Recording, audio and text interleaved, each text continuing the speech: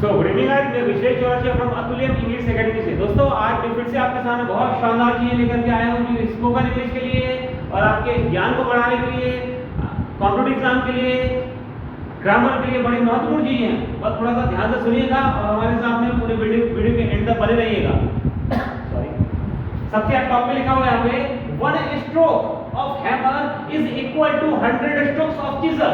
कहना तो एक सेंटेंस लग रहा है, ये पूरी प्रोवर्ब है, पूरी लोकोक्ति कहावत है। इसका हिंदी का मतलब ये होता है कि 100 सुनार की एक लोहार की। आपने इसको सुना होगा, 100 सुनार की एक लोहार की, या फिर 100 की सीधी एक बात। 100 की सीधी एक बात, कई बार बोलते ना कि 100 की सीधी एक बात। या फिर कई बार आपने देखा होगा कि बहुत सारे लोग क्या होते हैं, आपके आस पड़ोस में आपके रिश्तेदार, आपके दोस्त यार, या फिर आपके सामने उठने बैठने वाले अनावश्यक न जाने क्या क्या बोलते रहते हैं, बहुत सारा बोलते रहते हैं, हर बात में कुछ ना कुछ बोलते हैं। तो कोई और ऐसा साथी भी होता है आपका जो केवल एक बात बोलता है या बहुत कम बोलता है, लेकिन जो बोलता है बड़ा सॉलिड रहता है। तो उस कंडीशन में हम बोलते हैं, कई बार बोल देते हैं कि 100 की सीधी एक बात। तो उस कंडीशन को हम अंग्रेजी में क्या बोलेंगे, one stroke of hammer is equal to 100 strokes of chisel. Hammer का मतलब क्या होता है, हथौड़ा, बड़ा हथौड़ा, जिसको झुमरा भी बोलते हैं। और चिजल का मतलब क्या होता है, छेनी, एक छोटी हथौड़ी है, छेनी। और स्ट्रोक मतलब होता है प्रहार करना, ये प्रहार। स्ट्रोक मतलब क्या होता है, प्रहार। ठीक है, तो कहने का मतलब इसके अर्थ में जाए तो जो सोना बनाने वाला सोनी होता है, गोल्ड स्मिथ, वो एक छोटे सोने के टुकड़े को लेकर उसमें ठोकर लगाता रहता, मारता रहता 100 बार, मारता नहीं मारता। वही सोने का टुकड़ा यदि जाकर के किसी लोहार को देते हैं, लोहार मतलब लोहे का काम करता है, जिसको इंग्लिश में हम ब्लैक स्मिथ बोलते हैं, उस ब्लैक स्मिथ को लेकर जाकर दे दिया जाए तो जो सोनी जो 100 बार ठोकता उसको नहीं कर पाता ना, वो उसका एक बार में हथौड़ा मारेगा। लोहार जो है, गोल्ड स्मिथ है, वो एक बार में हथौड़ा मारेगा अपना बड़ा हथौड़ा, तो एक बार में वो सारा उसके बराबर काम हो जाएगा, या फिर उससे भी बेहतर काम हो जाएगा, मतलब फैल जाएगा वो। Getting guys? अब उसके ठीक नीचे क्या लिखा हुआ है, ऑस्पिशियस, AUSPECIOUS। ऑस्पिशियस का मतलब होता है शुभ, बोलते हैं शुभ मुहूर्त है या फिर शुभ है, तो शुभ को बोलते हैं इंग्लिश में ऑस्पिशियस। और ये ऑस्पिशियस की शुरुआत में IN होते हैं, प्रीफिक्स IN होता है, तो ये बन जाता है इनऑस्पिशियस। तो इनऑस्पिशियस का मतलब हो जाता है अशुभ। दोनों अपोजिट एक दूसरे के, शुभ और अशुभ। ठीक है, अब उसमें ठीक है, अब उसमें ठीक नीचे क्या लिखा हुआ, रिचुअल। तो रिचुअल का मतलब होता है संस्कार, मतलब ट्रेडिशंस, हमारी परंपराएं, कुछ कन्वेंशंस होते हैं ना, हमारी परंपराएं होती हैं कि अब इसके बाद ये करना है, शादी ब्याह के बाद इसके बाद में ये करना है, इसके बाद में ये करना है। सनातन धर्म में 16 संस्कार होते हैं ना, तो उन संस्कारों को क्या बोलते हैं, रिचुअल।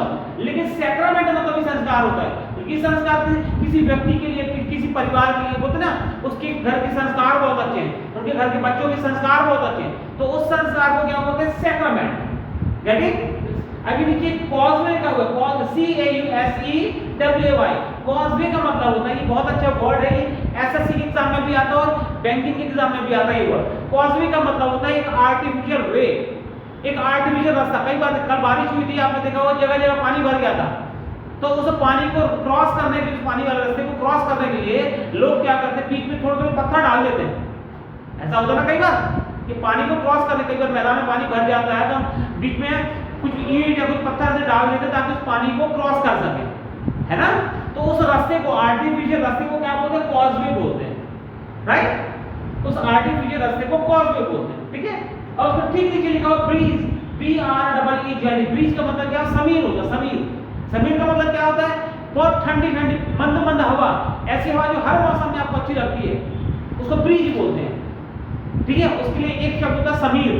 समीर का मतलब मंद मंद हवा, बहुत मनमोहक हवा, ठंडी ठंडी हवा, उसको बोलते हैं ब्रीज इंग्लिश में। ठीक है, उसका हिंदी मतलब होता है समीर, राइट। अब इसके बाद देखिएगा यहाँ पे ये ब्लैक शिप लिखा हुआ, ये फ्रेज है, ये मुहावरा है इंग्लिश का। ब्लैक शिप का मतलब होता है पनौती, एकदम अपशगुनी व्यक्ति या अपशगुनी चीज। बोलते हैं ये तो पनौती आ रही, ये दिख गया, ये आ गया तो काम बिगड़ जाएगा। तो ब्लैक शिप का मतलब होता है पनौती। समझ में आया पनौती क्या होता है? पनौती समझते हैं गाइस? उसका पनौती की इंग्लिश बोलते हैं ब्लैक शीप। ठीक है, he is a black sheep, she is a black sheep, they are black sheep. ठीक है, ये फ्रेज है। अब देखिए यहाँ पे इसके ठीक नीचे एक फ्रेज लिखा हुआ, कई बार हम बोलते हैं सस्ता, सुंदर और टिकाऊ।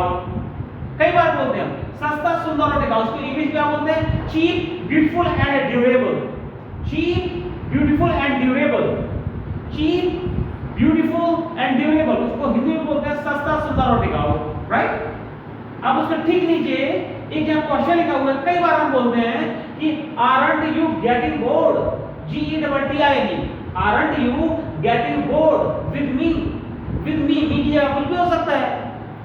aren't का मतलब क्या होता है, आर नॉट को शॉर्ट में aren't बोलते हैं, तो aren't you getting bored with me इसका मतलब ये है तुम मेरे साथ बोर तो नहीं हो रहे हो, तुम मेरे साथ बोर तो नहीं हो रही हो। कई बार अपन प्यार मोहब्बत में बोलते हैं ना, किसी कोई लड़का किसी लड़की से बोलता है या कोई लड़की किसी लड़के से बोलती है कि तुम मेरे साथ बोर तो नहीं हो रहे हो, तुम मेरे साथ बोर तो नहीं हो रही हो, उसको इंग्लिश क्या बोलते हैं, aren't you getting bored with me, मी की जगह पे हिम हो सकता है, हर हो सकता है, किसी का नाम हो सकता है, ठीक है। जैसे बोले तुम कृष्णा के साथ बोर तो नहीं हो रहे हो, तो कैसे बोलेंगे, aren't you getting bored with Krishna, तो मी की जगह है कृष्णा है, गेटिंग गाइस। अब देखिए जब कोई आपसे क्वेश्चन करता है इसके दो आंसर हो सकते हैं, या तो हां या ना। यदि हां, आपसे किसने पूछा aren't you getting bored with me, तो मेरे साथ बोर तो नहीं हो रहे, तो मेरे साथ बोर तो नहीं हो रही हो, तो इसका मान लीजिए आप बोर हो रहे हैं, तो इसका आंसर कैसे दे सकते हैं आप, yes I am getting bored, yes I am getting bored। यदि आप नहीं हो रहे हैं बोर, तो आप क्या बोलेंगे, no I am not getting bored, BORED, no I am not getting bored, getting guys। तो ये था अभी हम अब आपको और भी कुछ चीजें बताने वाले हैं गाइस। अब लास्ट में बॉटम पे लिखा हुआ है सिंपल टेंस। सिंपल टेंस क्या होता है गाइस, ये बहुत शानदार टॉपिक की हम अलग से अपनी क्लास लेंगे सिंपल टेंस की। सिंपल टेंस बहुत शानदार टॉपिक है। सिंपल टेंस जो आपको पढ़ा दिया जाता है कि प्रेजेंट इंडेफिनिट टेंस को सिंपल प्रेजेंट बोलते हैं, पास्ट इंडेफिनिट टेंस को सिंपल पास्ट टेंस बोलते हैं, और फ्यूचर इंडेफिनिट टेंस को सिंपल फ्यूचर टेंस बोलते हैं। तो इंडेफिनिट टेंस को फ्यूचर टेंस नहीं बोलते हैं, ये सिंपल टेंस अलग होते हैं। इसमें आपको थ्योरी बताएंगे, पूरा थ्योरी लिखाएंगे, इसके पूरे काइंड्स बताएंगे आपको, ये बहुत शानदार चीज है, ठीक है। तो हम आपको आगे आगे बताएंगे, सब थोड़ा सा हमारे साथ में आपको जुड़े रहना पड़ेगा, ठीक है। हमारी वीडियो जो भी हम आपको बताते हैं गाइस, आपको यदि अच्छा लगता है सीखने, आपको मिलता है इस पे, तो आपको देखना चाहिए वीडियोस को। यदि आप डाउनलोड कर सकते हो तो बहुत अच्छी बात है, YouTube पे डाउनलोड कर सकते हैं, ठीक है। और आपको यदि वीडियो पसंद आ रहा है, आपको कुछ सीखने मिल रहा है, तो आपको लाइक और शेयर भी करना चाहिए, कमेंट भी करिए आप, ठीक है। तो दोस्तों इस तरीके से हमारे और भी वीडियोस की जानकारी को प्राप्त करने के लिए, हमारे वीडियोस की नोटिफिकेशन को आपको प्राप्त करने के लिए आप हमारे वीडियोस को लाइक करिए, शेयर करिए, और हमारे YouTube channel Atulyam English academy को सब्सक्राइब करिए। Thank you guys.